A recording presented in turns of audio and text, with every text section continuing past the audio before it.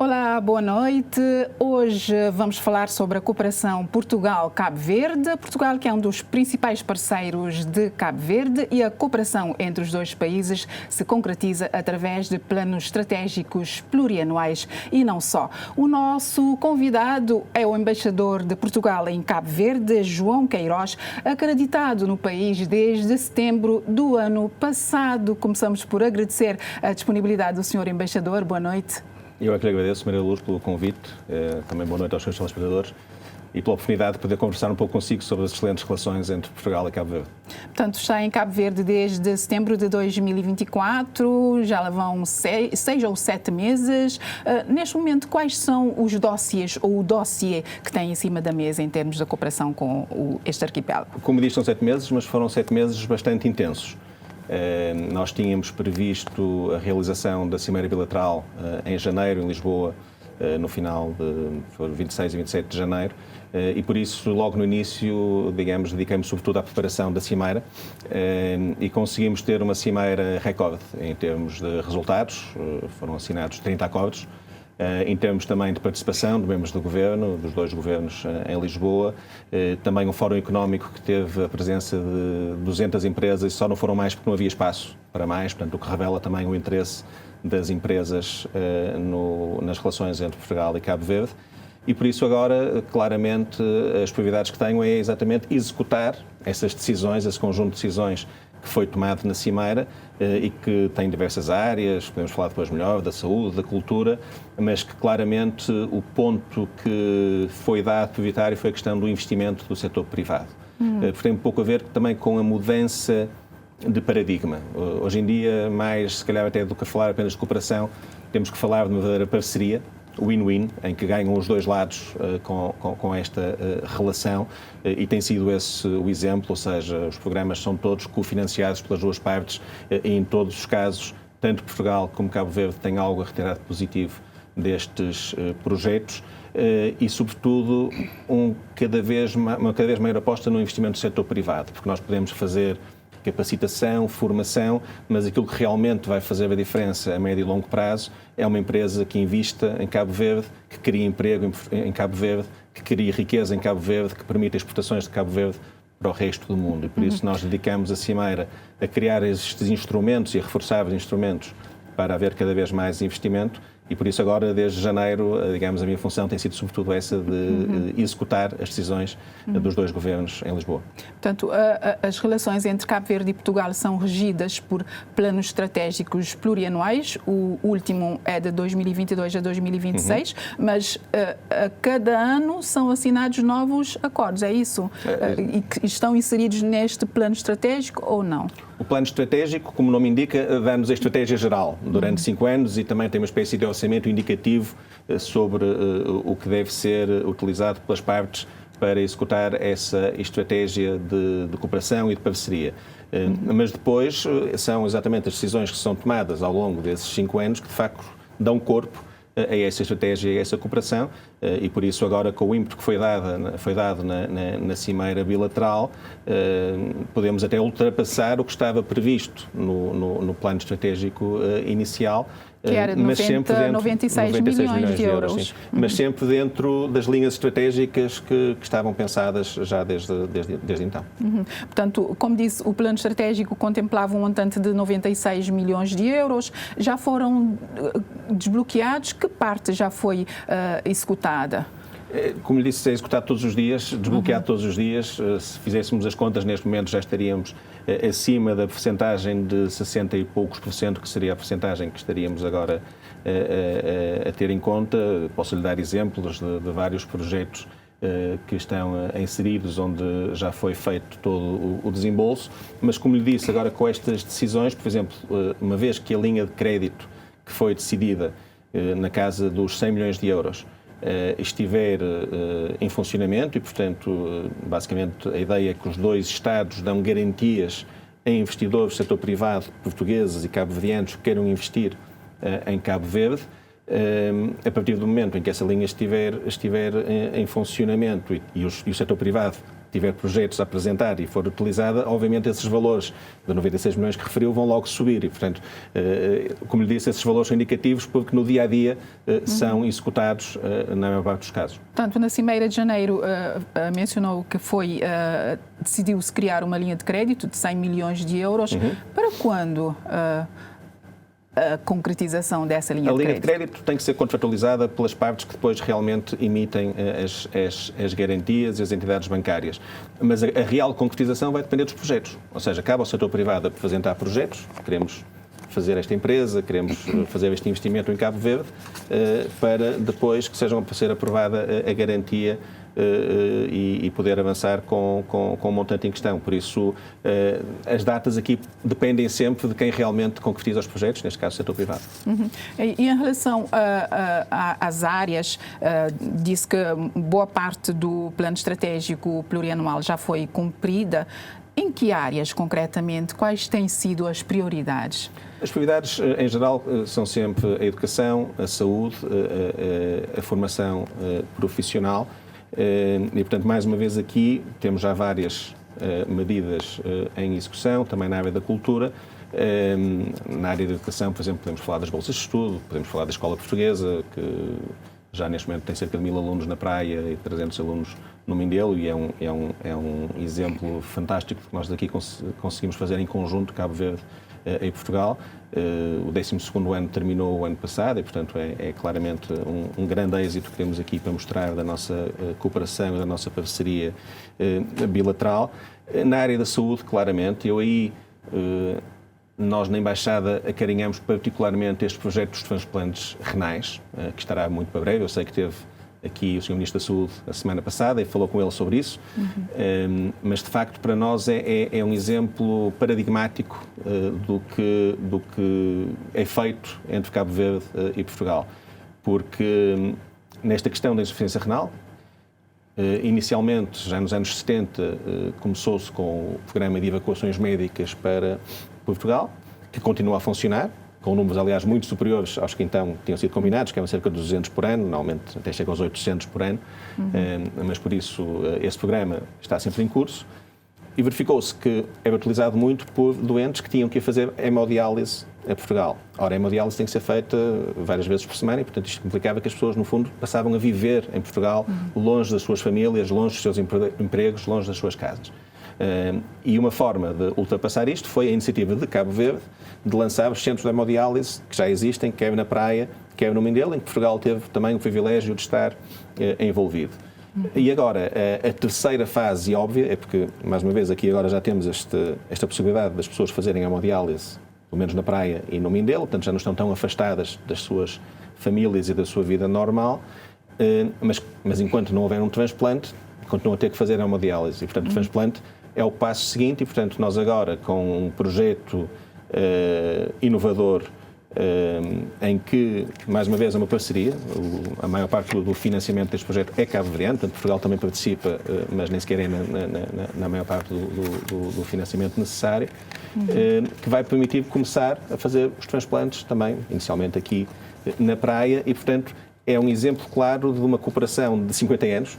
E de que forma Portugal vai entrar nesta questão dos transplantes? Ajudar Cabo Verde a instalar aqui capacidades para os transplantes? Foi uma parte de capacitação, de formação das equipas médicas em Portugal, nomeadamente com o Hospital de Santo António, e depois vai haver um projeto que vai permitir que as análises que são necessárias fazer, quer a quem doa o rim, quer a quem vai receber o rim, possam ser feitas em Portugal, com o transporte extraordinário por parte, neste caso, em princípio da TAP, em laboratórios de referência em Portugal, e isso vai permitir que todo o processo funcione da forma que as próprias regras de Cabo Verde determinam que deve funcionar. Quais são os constrangimentos do ponto de vista de Portugal em relação às evacuações médicas de doentes cabo-verdianos para terras lusas? Assim, nós não temos constrangimentos particulares relativamente a doentes cabo-verdianos, temos constrangimentos próprios do nosso Sistema Nacional de Saúde. E por isso muitas vezes é difícil a marcação da consulta, exatamente porque os cabo-verdianos são tratados pelo nosso Sistema Nacional de Saúde em Portugal exatamente como os portugueses. E, portanto, as dificuldades que os portugueses têm, também os cabo-verdianos as sentem.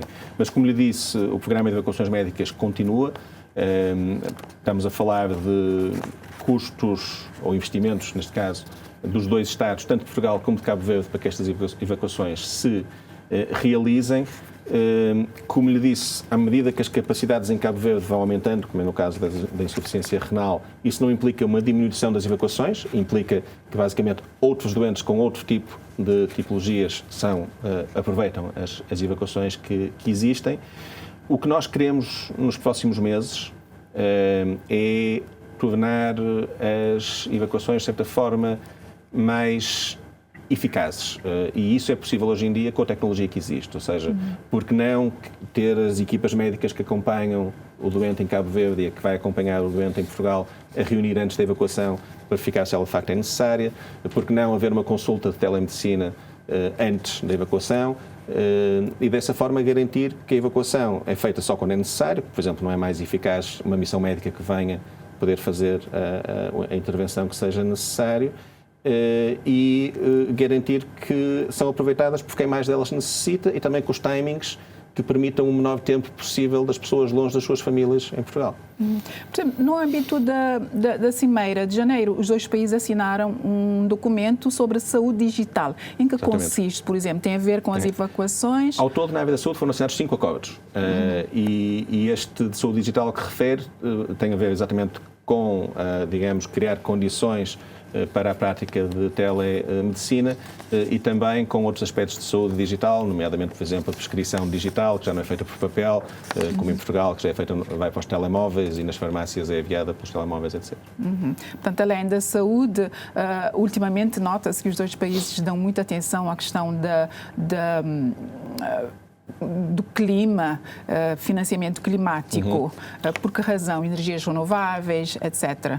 Bom, por que razão? Porque temos que o fazer, ou seja, temos claramente que mitigar os efeitos das alterações climáticas e ainda por cima é um processo que cria tecnologia e melhora a balança comercial, porque quanto mais energias renováveis forem produzidas por um país, e Cabo Verde tem condições excelentes para a produção de energias renováveis, menos combustíveis fósseis têm que ser importados e, portanto, melhora a economia do país. O que, de facto, foi consolidado na Cimeira, porque já vinha de trás, foi a participação portuguesa no Fundo Climático Ambiental. O Fundo Climático Ambiental é uma iniciativa de Cabo Verde, é um fundo cabo-verdiano, mas o que foi consolidado foi que até 2030 os pagamentos de dívida pública de Cabo Verde a Portugal Portugal comprometeu-se a investir o equivalente em títulos portugueses de participação nesse fundo que permitirão investimento, mais uma vez por empresas portuguesas ou luso-cabo-verdianas, em projetos de economia verde em Cabo Verde. Este projeto, que portanto vai permitir, neste momento já estão comprometidos 42 milhões e meio de euros apenas para este fim, portanto para ir para o fundo para investimentos em economia verde, vai permitir, obviamente, mais investimentos nessa área em Cabo Verde, vai permitir mais participação de empresas portuguesas nesses investimentos, portanto, mais uma vez, é uma parceria win-win, mas talvez o que vale a pena referir neste projeto é que isto tem sido considerado um exemplo a nível mundial. Nós, nas reuniões das Nações Unidas, nas reuniões do G20, vêm falar connosco e pedem-nos para conhecer melhor este projeto, porque é considerado, de facto, uma espécie de ovo de Colombo, porque um dos grandes problemas neste momento a nível internacional é como resolver a questão dos fundos necessários para a transição climática no mundo inteiro e, ao mesmo tempo, ultrapassar os constrangimentos que se relacionam com o facto de muitos países já estarem demasiado endividados. E esta solução, esta ideia, que tem origem cabo-verdiana e que Portugal se associa enquanto para uma iniciativa luso-cabo-verdiana, acaba por encontrar uma solução que resolve as duas questões, porque resolve a questão do pagamento das dívidas dos Estados, dívidas soberanas dos Estados, e a questão de como encontrar fundos para mais investimentos na transição ambiental. E por isso tem, de facto, sido considerado um exemplo. Eu acho que nós devemos também orgulhar-nos daquilo que somos vistos pelo resto do mundo como um exemplo. E esta relação de Portugal com Cabo Verde tem essa vantagem, exatamente por serem países muito próximos, com grande facilidade nas relações. Nós temos conseguido ter projetos que são considerados exemplos para terceiros, nesta área, mas também noutras áreas, e isso é claramente, não sei até que ponto é que é conhecido das opiniões públicas, mas é algo que vale a pena conhecer porque é algo que nos devemos orgulhar. Portanto, o balanço deste acordo de conversão da dívida de Cabo Verde para com Portugal em investimento climático é positivo, então, pelas suas palavras? É muito positivo. Já temos, aliás, um exemplo concreto, porque já há um projeto de 10 milhões de euros que vai aumentar a capacidade de produção de energia fotovoltaica no Palmarejo, na fotovoltaica do Palmarejo. E, portanto, isto já está, ou seja, não é uma ideia abstrata, é algo que já está em curso, graças à iniciativa de Cabo Verde e, neste caso, também a uma concertação entre Cabo Verde e Portugal. E a educação também é uma área bem acarinhada nesta relação bilateral Cabo Verde-Portugal. Todos os anos Portugal disponibiliza centenas de vagas a estudantes cabo-verdianos para ingressarem nas universidades e institutos portugueses. Quais são os constrangimentos neste concernente?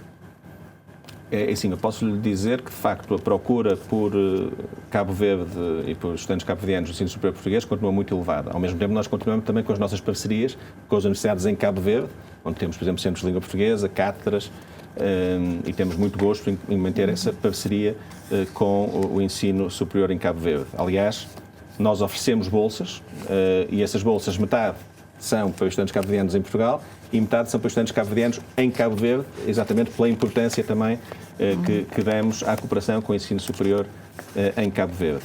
Relativamente ao que me pergunta sobre o contingente, portanto, para o ano está previsto um ligeiro aumento do contingente. O ano passado foi de 400 alunos, para o ano será de 415. Mas este contingente não... E este ano, 2025? 415, portanto vai aumentar em 15. Mas não é, vai muito além do que apenas este contingente, ou seja, os estudantes cabo-verdianos procuram o ensino superior português para além do contingente previsto para estudantes cabo-verdianos. O ano passado, por exemplo, como disse, havia 400 vagas no contingente, para o ensino superior público foram dados cerca de 2.200 vistos. Ao todo, portanto, contando quer para cursos que conferem graus superiores, quer para outro tipo de cursos, foram dados mais de 6.000 vistos a estudantes cabo-verdianos. Portanto, há estudantes que vão por iniciativa própria, Exatamente. não dependendo da disponibilidade de vagas, da disponibilização de vagas a Cabo Verde. Não usufruem do contingente específico que permite entrar com médias diferentes da média geral do curso. Agora, usufruem, sendo cabo-verdianos, de ter um tratamento em Portugal igual ao dos estudantes portugueses e, portanto, grande parte dos custos associados ao curso superior são assumidos pelo Estado português, exatamente como são assumidos pelos estudantes portugueses no ensino superior público. Tem havido queixas entre ano sai ano de estudantes cabo-verdianos que chegam sempre atrasados em Portugal, quando o ano letivo começa em setembro, chegam em novembro, dezembro, janeiro e até fevereiro. Quais são os motivos destes constrangimentos aqui? É assim, como referi, nós somos os primeiros interessados em que isso não aconteça. Porquê? Porque se Portugal, o Estado português, os contribuintes portugueses estão a fazer um investimento nestes alunos cabo-verdianos no seu ensino superior, obviamente querem que estes alunos tenham sucesso. E para ter sucesso escolar, obviamente é necessário chegar no início do ano letivo e não a meio do ano letivo. Isto tem a ver, basicamente, com o sistema de entrada. Ou seja, como é que funciona este sistema de acesso? Portanto, a partir do momento em que um aluno cabo-verdiano é aceito numa universidade pública portuguesa, são publicados, o seu nome fica numa lista da Direção-Geral de Ensino Superior ou da cabo-verdiana ou da portuguesa. Essas listas são enviadas para a Embaixada. Imediatamente, os alunos que estão nessas listas são contactados e têm um agendamento, portanto, não têm que eles fazer nenhum agendamento específico do pedido de visto, são, por nós, é-lhes pedido para dizerem quando é que podem vir apresentar o pedido de visto. E o pedido de visto é dado com prioridade, com emergência, portanto, ao final de 2, 3, 4 semanas, na pior das hipóteses, as pessoas têm o visto, a partir do momento em que tenham, obviamente, todas as condições documentais, de meios, etc., é-lhes dado o visto para irem para Portugal. O que acontece, e felizmente tem sido corrigido nos últimos anos, portanto está melhor, mas o que acontece é que há vários momentos diferentes de entrada. Ou seja, obviamente há as entradas durante o verão e em setembro, outubro, numa segunda fase, como existe com os estudantes em Portugal, e portanto esse é o grosso dos alunos e também é o grosso da nossa atividade na atribuição de vistos a estudantes, mas depois há várias instituições de ensino superior que vão tendo vagas, porque há desistências de alunos, porque há não preenchimento de vagas, oferecem essas vagas e, portanto, há novas listas que são emitidas por essas direções-gerais do ensino superior, que é, como lhe disse, ou a portuguesa ou a cabo-verdiana, e mais uma vez repete-se o processo. E, portanto, se a lista apenas, portanto, se o aluno só entra em janeiro, de facto, o visto só é dado em janeiro. Mas tem a ver com a entrada. Obviamente que seria melhor evitar estas situações, mas, por outro lado, as instituições também não podem saber quais são as vagas que vão ter. Mas há casos de estudantes que recebem as vagas em maio ou junho, salvo erro, e só viajam a partir de novembro porque há atraso na emissão dos vistos. Neste momento não há atraso, ou seja, a partir do momento em que os estudantes constam destas listas, são contactados pela Embaixada para fazerem a apresentação dos documentos. Agora, se, por exemplo, não tiverem os documentos, e se tiverem que pedir os documentos, se tiverem que conseguir documentos e demorarem a conseguir, evidentemente que isso vai atrasar o processo. Mas do nosso lado, exatamente porque, como lhe disse, é um interesse óbvio de Portugal garantir o sucesso escolar destes estudantes, no nosso sistema de atribuição de vistos é prioritário e, portanto, esses tipo de situações, salvo circunstâncias excepcionais, como, por exemplo, não conseguir toda a documentação necessária, não acontece. Portanto, por falar em vistos, Portugal e Cabo Verde assinaram também um memorando de entendimento sobre mobilidade laboral, graças ao qual centenas de cabo-verdianos têm conseguido viajar para trabalhar em terras lusas, com garantias de proteção social, etc. Tem dados sobre esta mobilidade? Sim. Desde que foi assinado em 2022? Sim, eu acho que há duas questões diferentes. Uma é o acordo de mobilidade da CPLP, que é mais geral, e outro é o que está a referir, que tem a ver, é um acordo entre os dois institutos de emprego e formação profissional, que permite que, se uma empresa, por exemplo, necessitar de 4 trabalhadores em Lisboa, por exemplo, coloca no IFP português, o IFP português informa o IFP de Cabo Verde e, portanto, pode haver 4 cabo-verdianos que são selecionados para essa vaga. Esse sistema, por ano, estará na casa dos 300, 400 trabalhadores que vão para Portugal por esse sistema. O novo governo, o governo de Portugal, avançou recentemente, e aliás hoje começa esse procedimento, com o sistema de Via Verde, porque é muito importante que as pessoas saibam, e aqui em Cabo Verde se percebe isso, que os cabo-verdianos são muito bem-vindos em Portugal. Assim como os portugueses têm sido sempre muito bem-vindos em Cabo Verde, e muito agradecemos por isso. No entanto, se a intenção de um cabo-verdiano é emigrar para Portugal, deve ter a certeza que pede o visto correto, com todos os documentos necessários. Porque se for com o visto errado, obviamente, se isso for detectado, nem sequer é concedido o visto, mas se for com o visto errado, sem que isso seja detectado, fica numa posição de vulnerabilidade em Portugal. Neste momento é muito difícil, há custos de habitação, por exemplo, muito elevados em Portugal, nomeadamente nas zonas de Lisboa, de Porto, do Algarve, e, portanto, há pessoas que, de facto, têm dificuldade para encontrar habitação condigna. E, portanto, é muito importante que quem, de facto, queira emigrar utilize os mecanismos que os dois Estados criaram exatamente para garantir que essa imigração é feita em condições de absoluta dignidade. E com esse objetivo, o Governo lançou agora uma nova iniciativa que prevê que empresas possam fazer contratação de trabalhadores no estrangeiro, mas as próprias empresas têm que garantir que esses trabalhadores não só têm boas condições laborais, mas também terão boas condições de alojamento quando chegam a Portugal. E, portanto, este é um novo sistema que vai ser criado, para além do que referiu, que já tem sido utilizado desde 2022.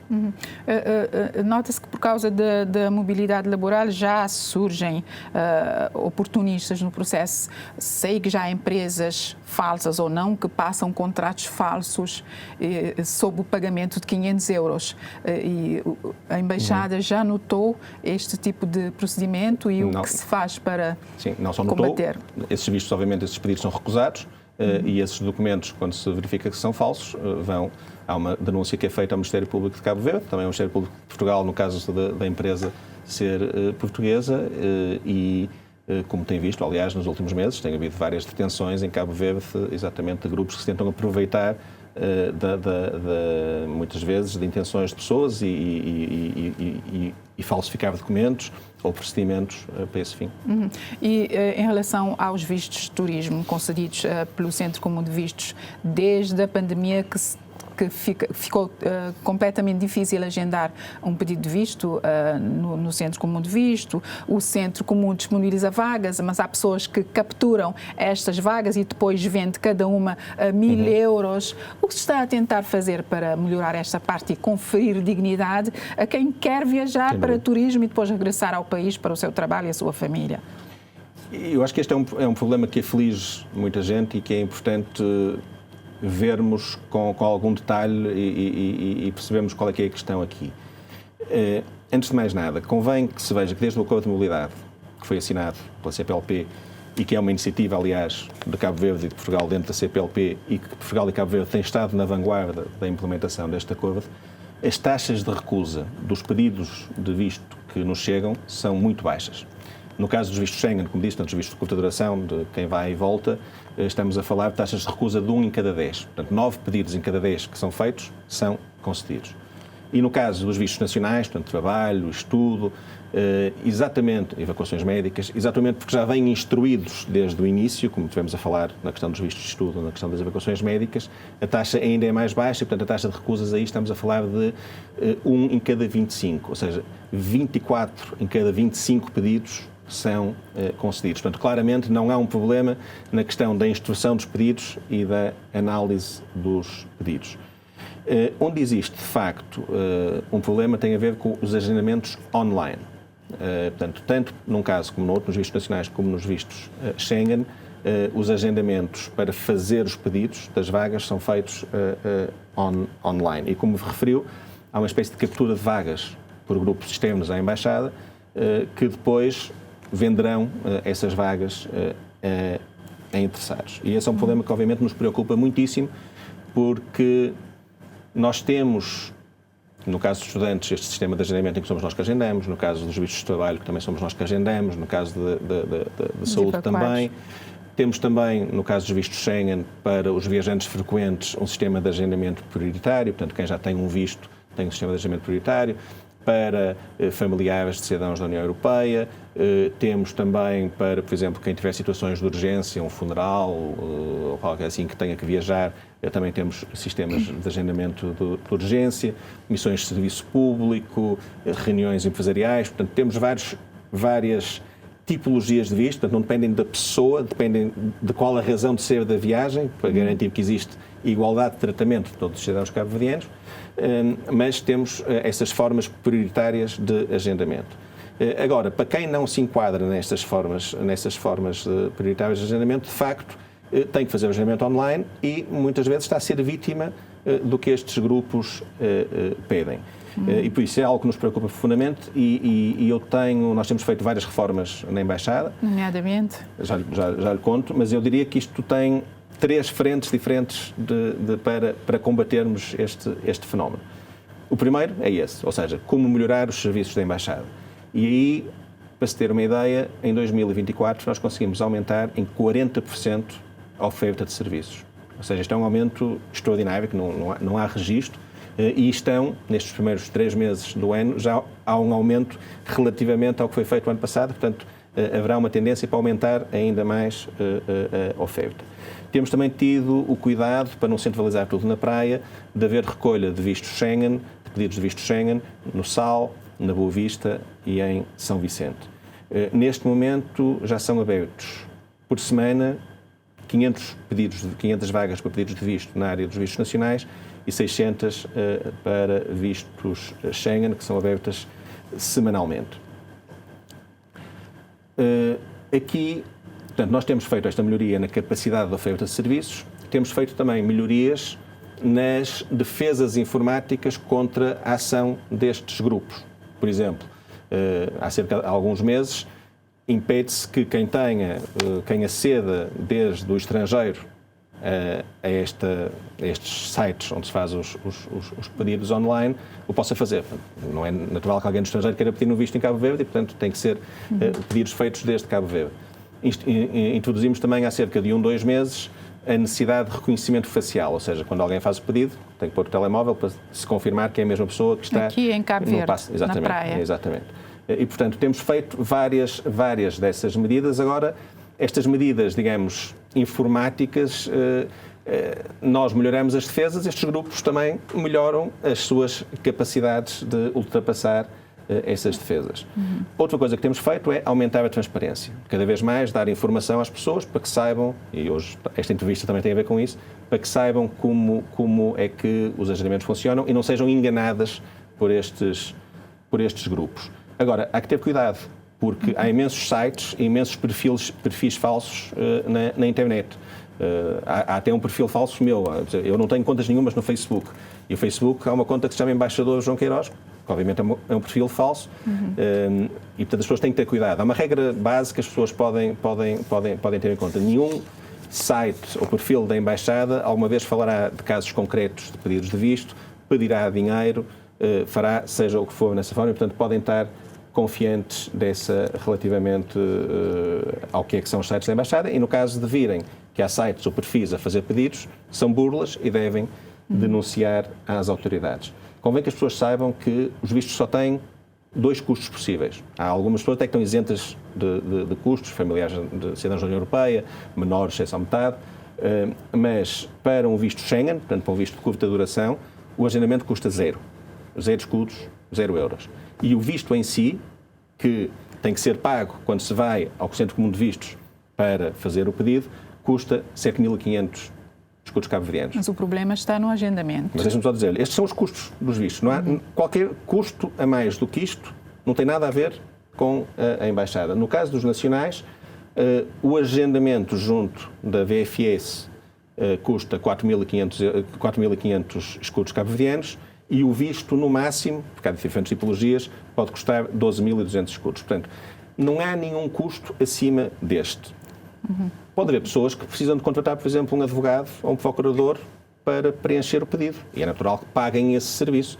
Tem que ser um pagamento razoável, dentro daquilo que é razoável. Tudo o que for acima disso, as pessoas estão, de facto, a ser burladas por quem está a tentar vender-lhes uma solução. Portanto, a primeira parte de resolver o problema é nós melhorarmos os serviços da Embaixada e, como lhe disse, 40% de aumento na oferta é algo, de facto, que nunca tinha sido conseguido.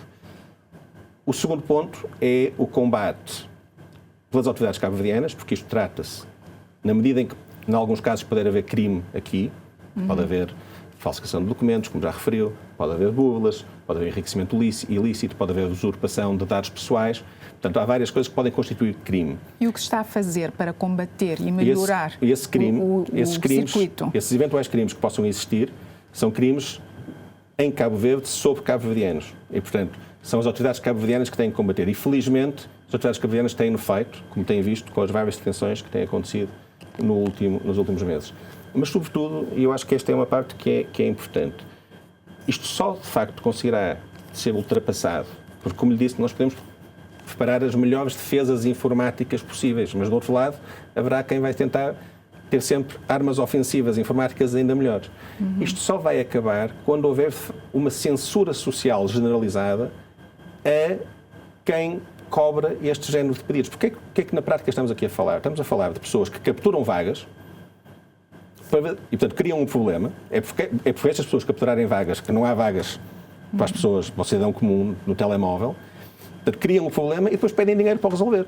Não é? Portanto, isto tem que ser censurado, porque as pessoas que, de facto, estão a pagar a estes grupos para fazê-lo estão a ser 2 vezes vítimas. Estão a ser vítimas porque estão a pagar por um serviço que é gratuito, não é? Portanto, não faz sentido estarem a pagar. Mas por meios normais não conseguem. E estão a ser vítimas porque estão a alimentar um sistema que faz o que está a dizer, que as pessoas depois normais não o consigam fazer. E, portanto, nós, para conseguirmos terminar isto, portanto, estamos a melhorar na oferta de serviços da Embaixada, melhorar no combate por parte das autoridades cabo-verdianas a este fenómeno, mas para que isto de facto acabe, tem que ser as próprias pessoas a dizerem não. E a partir do momento em que as pessoas digam não, fazer um agendamento online vai ser tão fácil como fazer uma compra online na Amazon. Agora, antes da pandemia era fácil. Agora, antes da pandemia havia sistemas diferentes e o nível de procura era diferente. Isto tem a ver com a necessidade de se utilizar agendamentos online, exatamente para evitar filas às portas da Embaixada, que imagino com antes estes da pandemia números, já havia agendamento online. O que é que estaríamos a falar? E, portanto, e estes agendamentos online, com esta procura, tem havido esta capacidade destes grupos de encontrarem formas de ultrapassar as defesas destes sites, que nós, como lhe disse, todos os dias estamos a melhorar, mas isso não quer dizer que, do outro lado, também não melhorem os ataques. E, portanto, para combatermos isto, tem que ser em conjunto. Tem que ser a melhoria dos serviços, tem que ser o combate a eventuais crimes que possam acontecer neste processo e tem que haver uma própria mobilização das pessoas para não aceitar o que é, obviamente, um aproveitamento destas circunstâncias. Portanto, Sra. Embaixadora, por falar em crime e castigo, como é que tem sido a cooperação entre Portugal e Cabo Verde na área da justiça, segurança? Muito profícua, ou seja, por exemplo, nós agora nestes 30 acordos que lhe disse da Cimeira, 6 foram na área da segurança e justiça e tem as mais variadas dimensões. Tem a troca de experiências, porque mais uma vez isto é uma parceria, portanto, os dois lados têm algo a ganhar desta troca de experiências, entre as polícias, entre a proteção civil, entre bombeiros, mas também, por exemplo, um programa que iniciamos há um mês passado e que eu acho que é interessantíssimo, que é, por exemplo, dar meios às pessoas que estão presas para garantir a sua boa reintegração social. Ou seja, dar-lhes formação profissional, mas também depois dar-lhes o kit necessário para iniciarem um negócio quando saírem da prisão e garantir que esta, muitas vezes, ostracização que existe das pessoas que estão presas é ultrapassada e que se consegue um dos objetivos da ação penal, que é exatamente a reintegração destas pessoas, a reintegração plena na sociedade. Portanto, falou em vários projetos, acordos na área de saúde, educação, transição energética, clima, etc. Até que ponto a situação vigente atualmente em Portugal, com a queda do governo, a marcação de novas eleições, pode atrasar o desbloqueio ou o andamento destes projetos? Atrasar, é possível que possa atrasar numas semanas. Bloquear ou alterar não altera, porque uma das coisas mais extraordinárias desta relação entre Portugal e Cabo Verde é que é uma constante, ou seja, mudam os governos dos dois lados e continua a haver excelentes relações pessoais, mesmo quando são governos de orientações ideológicas diferentes dos dois lados, há excelentes orientações pessoais, mas há sobretudo um enorme manancial de relações entre instituições e entre as pessoas. Eu, como lhe disse, quando cheguei, como estávamos na preparação da Cimeira Bilateral, a primeira coisa que eu fiz nos primeiros meses foi visitar não digo todas as instituições, porque ainda me faltam algumas, infelizmente, mas visitei muitas instituições de Cabo Verde. E uma das coisas mais extraordinárias de notar foi que quase não havia uma área onde não houvesse algum tipo de parceria entre Portugal e Cabo Verde.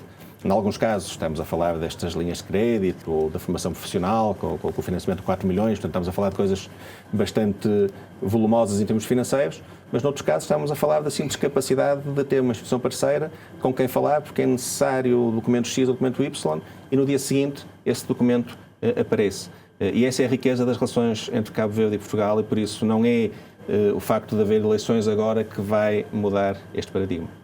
Mencionou também a questão da formação profissional. Portugal disponibiliza-se para ajudar Cabo Verde a construir centros de excelência, não sei se equipando também esses centros com um montante de 4 milhões, certo? Isso foi o que foi assinado na Cimeira, mas já vem de trás, ou seja, esta parceria entre Portugal e Cabo Verde em alguns centros de excelência de formação profissional em Cabo Verde já vem de trás e irá continuar agora com o cofinanciamento português de 4 milhões de euros, mas com o cofinanciamento cabo-verdiano ainda mais volumoso nesse investimento.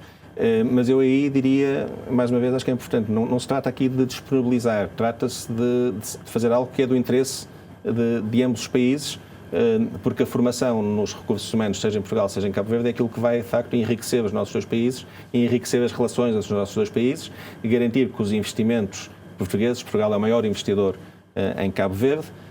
Cabo Verde já é um investidor relevante em Portugal. O investimento de Cabo Verde em Portugal aumentou 30% no ano passado.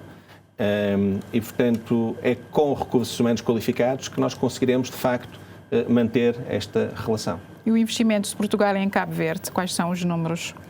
Os números, posso lhe dizer que em termos de estoque de investimentos, neste momento estaremos na casa dos 370 milhões de euros, mas, por exemplo, se depois formos a ver também as exportações de Portugal para Cabo Verde de bens e serviços, o ano passado totalizaram 550 milhões. Cabo Verde é o nosso segundo maior cliente em África e, obviamente, per capita é o mais alto. E acho até que talvez seja o mais alto do mundo, com exceção, eventualmente, do Luxemburgo, onde temos uma comunidade portuguesa grande que também compra muitos produtos portugueses e isso nota-se esta relação. Mas há vários exemplos, por exemplo, a reabilitação dos aeroportos e aeródromos que está a ser feita pela Vinci Plana com empresas de construção civil portuguesas, várias obras de construção em curso, na banca, nos seguros, e há agora também uma nova fileira que deve ser aproveitada pelas empresas cabo-verdianas e pelas empresas portuguesas, que é o Global Gateway. Mais uma vez, não sei até que ponto é que isto é conhecido em Cabo Verde, mas Cabo Verde tem a extraordinária conquista de ser, neste momento, a iniciativa Global Gateway da União Europeia é uma iniciativa global, para a América Latina, para a África e para a Ásia. E Cabo Verde está no top 5 dos países que já conseguiram mais financiamentos e provavelmente per capita deve até ser o país que recebeu mais financiamentos.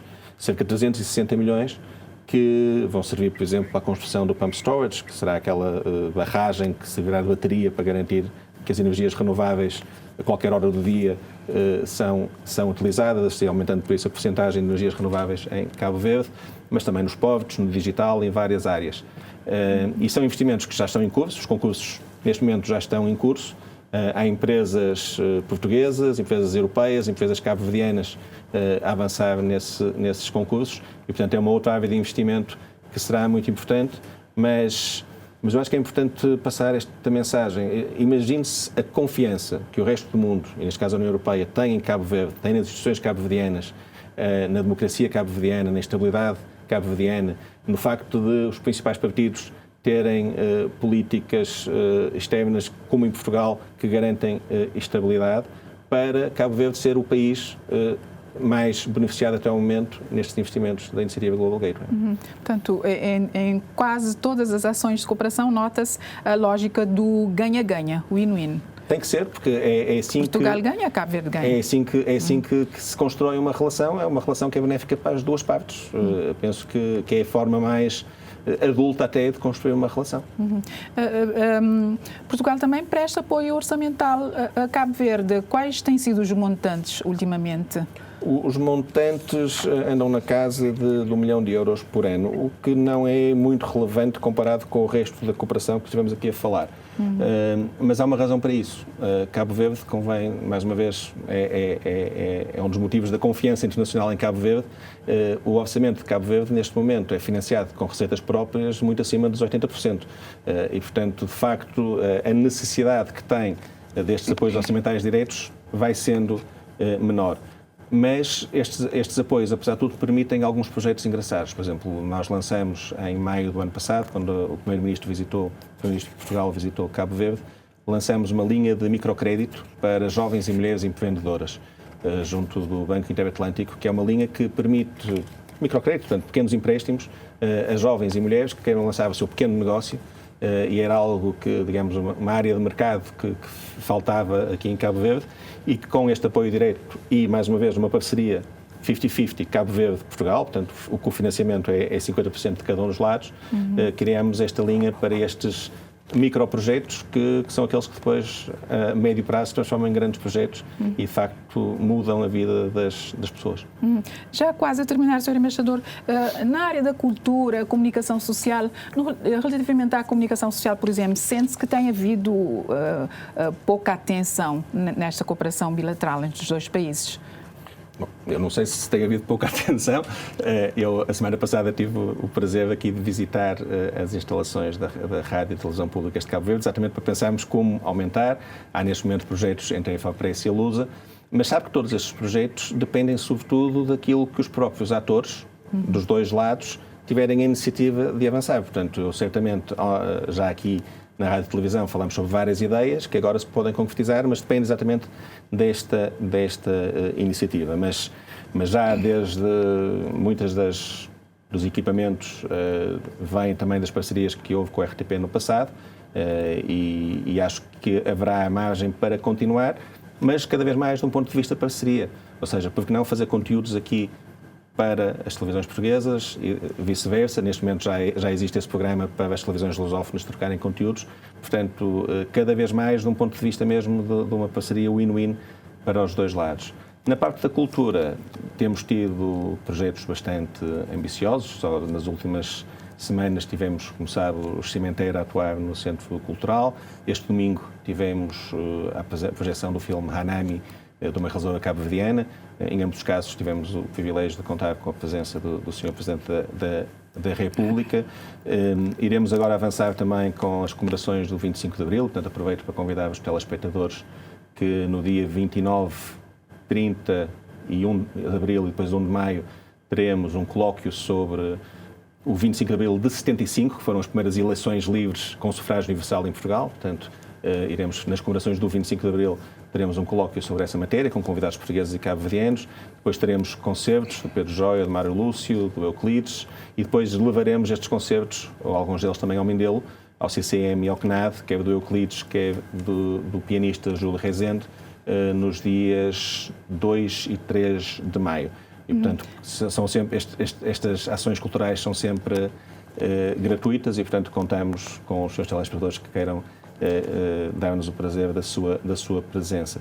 E estamos agora a pensar num projeto piloto para abrir ainda mais o Centro Cultural a novos talentos cabo-verdianos que queiram utilizar as instalações que temos no Centro Cultural para esse efeito. E, portanto, vamos agora avançar, em princípio, com um grupo de promotores cabo-verdianos para que o Centro Cultural, cuja função essencial, obviamente, é a promoção da cultura portuguesa em Cabo Verde, mas cada dia que o Centro Cultural esteja fechado é um dia que se perde e, portanto, pode ser utilizado para Cabo Verde, que tem na cultura certamente uma das suas grandes riquezas, poder também utilizar o auditório para esse fim. Já para concluir mesmo, porque este é o ano da comemoração dos 50 anos da independência de Cabo Verde, de que forma Portugal irá envolver-se nas comemorações? Muito rapidamente. Já começamos a envolver-nos no ano passado, com as comemorações da libertação dos presos políticos coloniais no campo de concentração do Tarrafal, com a presença do Sr. Presidente da República. Está tudo pronto, agora é uma questão de formalização, mas o Sr. Presidente da República sempre manifestou a intenção de participar nas celebrações dos 50 anos da independência dos vários países lusófonos africanos. Portanto, certamente que em julho contaremos com a presença do Sr. Presidente da República e de altas entidades que Cabo Verde convide para esse efeito. Eu próprio terei o prazer de participar e assistir à abertura das comemorações para a semana no Mindelo, e tenho estado a falar com a Comissão Organizadora para, se houver interesse, algumas das ações que nós fazemos, por exemplo, sobre o 25 de Abril, que obviamente tem uma ligação ao 5 de Julho, para que essas comemorações também possam ser, de alguma forma, associadas às comemorações cabo-verdianas, portanto, sempre nesta amizade e nesta fraternidade que existe entre os dois países. Sr. Embaixador, infelizmente o nosso tempo esgotou. Vamos então agradecer a sua presença aqui no programa Ponto por Ponto. Eu é que agradeço. Muito obrigado. Ao estimado telespectador também agradecemos pela atenção, por ter acompanhado o programa Ponto por Ponto e a conversa com o embaixador de Portugal em Cabo Verde, João Queiroz, sobre a cooperação bilateral entre os dois países. Boa noite, fique bem.